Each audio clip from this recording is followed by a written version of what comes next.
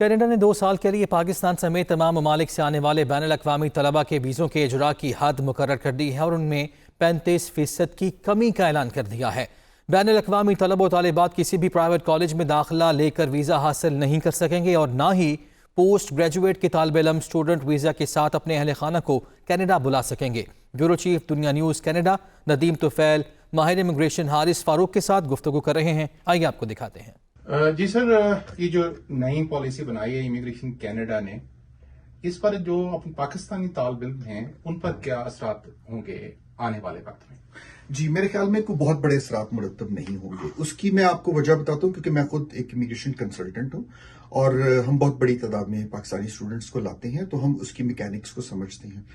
پاکستان سے لوگ ماسٹرز اور پی ایچ ڈی کرنے کے لیے آتے ہیں بہت بڑی تعداد میں، تو ان کے لیے تو یہ پالیسی ریلیونٹ ہے، پہلی بات۔ دوسری بات، جو جینوئن اسٹوڈنٹس ہیں، جو بچے 6 سے ابو ایکیڈیمک میں آئلٹس کا سکور لیتے ہیں، جن کا اے لیولز کا یا اے لیولز کا اور ایف ایس سی کا سکور بہت اچھا ہے، ان کو پریشانی کی بات نہیں ہے کیونکہ وہ آلریڈی کوالیفائی کر لیں گے۔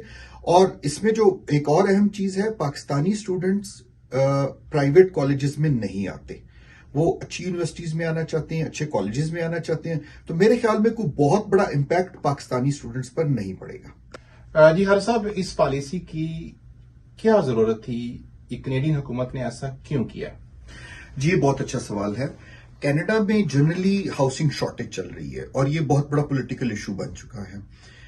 کینیڈا کے تمام بڑے شہروں میں جو زیادہ لوگ ہیں اور اتنے مکان نہیں بنے، اس کی مختلف وجوہات ہیں، لیکن سیاسی طور پر ایک دباؤ یہ بنا دیا گیا تھا فیڈرل لبرل گورنمنٹ کے اوپر کہ وہ بہت بڑی تعداد میں اسٹوڈنٹس کو لا رہی ہیں اور ٹیمپریری ریزیڈنٹ ورکرز کو لا رہی ہیں، اس کی وجہ سے یہ ہاؤسنگ شارٹیج کریٹ ہوئی ہے۔ تو یہ اس ہاؤسنگ شارٹیج کو ایڈریس کرنے کے لیے بنایا گیا۔ ایک تو یہ ریزن ہے، دوسری اس کی یہ ریزن ہے کہ جو پرائیویٹ کالجز ہیں وہ ان کی غیر معیاری تعلیم تھی، بہت زیادہ فیسیں لی جا رہی تھیں اور اس پر بہت بڑی تعداد میں اسٹوڈنٹس آ رہے تھے، تو کینیڈا گورنمنٹ کو اس پر بھی تشویش تھی کیونکہ یہ چاہ رہے ہیں کہ ان کی جو ایجوکیشن کا معیار ہے دنیا میں وہ برقرار رہے، تو اپنی ساکھ کو برقرار رکھنے کے لیے اور اپنی ہاؤسنگ شارٹیج کو ایڈریس کرنے کے لیے انہوں نے یہ پالیسی مرتب کی ہے کہ 35% کم ویزا دیے جائیں گے۔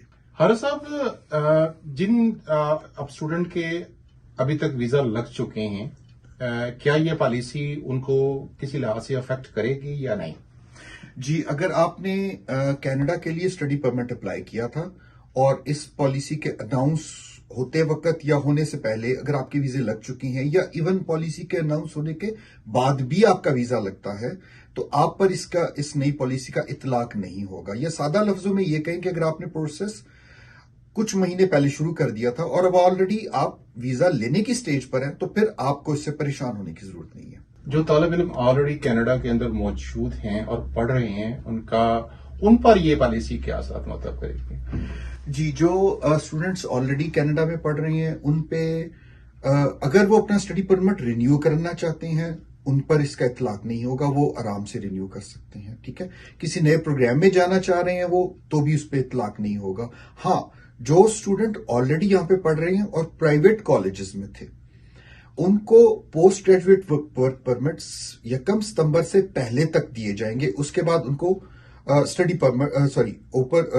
پوسٹ گریجویٹ ورک پرمٹس ملنا بند ہو جائیں گے۔ جی سر، میرا اگلا سوال ہے کہ جو اسٹوڈنٹ اس وقت پاکستان میں ہیں اور وہ کینیڈا میں تعلیم کا ویزا اپلائی کرنے کا سوچ رہے ہیں، ان کو آپ کیا مشورہ دیں گے کہ اب اس نئی پالیسی کو دیکھتے ہوئے انہیں کیا کرنا چاہیے؟ ندیم صاحب، یہ بہت اچھا سوال آپ نے کیا، مجھے بڑی خوشی ہوئی آپ نے، کیونکہ بہت سے لوگوں کے لیے ریلیونٹ ہے یہ، کیونکہ بہت سے ہمارے اسٹوڈنٹس ابھی ایڈمیشن لینے کے پروسیس میں ہیں یا سوچ رہی ہیں، تو ان کے لیے مشورہ یہ ہے کہ ابھی وہ اس کو روک دیں، ابھی فوری طور پہ کوئی ری ایکشن نہ کریں۔ اس کی ریزن یہ کہ ابھی ایک پالیسی آؤٹ لائنز گورنمنٹ نے کلیئر کی ہیں، ابھی اس کو انہوں نے مختلف چینجز لے کر آنی ہے۔ جیسے اس پالیسی کا سب سے اہم جو نقطہ ہے وہ یہ ہے کہ ابھی جو ویکینسیز ہیں اسٹڈی پرمٹس کی وہ مختلف پروونسز کو الاٹ کر دی جائیں گی. تو آپ کا جو اسٹڈی ویزے کا پروسیس اس طرح سے ہوگا کہ پہلے آپ اپنی یونیورسٹی یا کالج میں ایڈمیشن لیں گے, پھر آپ کے ایڈمیشن کی بیس پر آپ کا پروونس اس کو اٹیسٹیشن دے گا. جب پروونس اٹیسٹیشن دے دے گا اس کے بعد آپ فیس پے کر کے اگلے مرحلے میں ویزا اپلائی کریں گے. اب میں اس کی مثال آپ کو اس طرح سے دیتا ہوں کہ آپ انٹیریو کے کسی کالج میں یا یونیورسٹی میں آنا چاہ رہے ہیں, تو آپ نے اگر وہاں پہ ایڈمیشن لے لیا تو وہ پہلا مرحلہ ہوا. اس کے بعد دوسرا مرحلہ ہے کہ آپ کو انٹیریو کی گورنمنٹ سے وہاں پر ایک اٹیسٹیشن لینا ہوگی. انٹیریو گورنمنٹ آپ کو اٹیسٹیشن دے گی کہ ہاں ہمارے پاس ہاؤسنگ موجود ہے, یا جو ہمیں صوبے کو کوٹا ملا تھا جو مختص کیا گیا تھا اس کے اندر آپ فال کرتے ہیں, تو تبھی آپ اس میں آگے چلیں. تو میرا مشورہ یہ ہے کہ فوری طور پر وہ کوئی کوئک ری ایکشن نہ کریں, ابھی تھوڑا سا ویٹ کریں. شاید 1 مہینے میں 20-25 دن میں اس پالیسی کو مزید گورنمنٹ ڈیٹیل ہمیں بتائے گی, پروونسز کو کس طرح سے ایلوکیشنز مل رہی ہیں یا کیا پروسیس چل رہا ہے, تو تب وہ اپلائی کریں. ہمارے ماہر امیگریشن کینیڈا حارث فاروق صاحب کا یہ کہنا ہے کہ یہ جو کینیڈا امیگریشن کی نئی پالیسی طالب علموں کے بارے میں, انٹرنیشنل اسٹوڈنٹ کے بارے میں شروع ہوئی ہے, ابھی اس کی مزید تفصیلات آنی ہے. اور ان کا یہ کہنا ہے کہ ہمارے وہ اسٹوڈنٹ, وہ طالب علم جو کینیڈا میں تعلیم کی غرض سے آنا چاہتے ہیں, ان کو ابھی فوری اپلائی نہیں کرنا چاہیے. وہ مزید تفصیلات کا انتظار کریں. جیسے جیسے ہی امیگریشن کینیڈا اس پالیسی کی مزید چیزیں سامنے لے کے آئے گی تو پھر اس بارے میں فیصلہ کیا جائے گا. کیمرہ ٹیم کے ساتھ ندیم طفیل, دنیا نیوز, کیلگری, کینیڈا.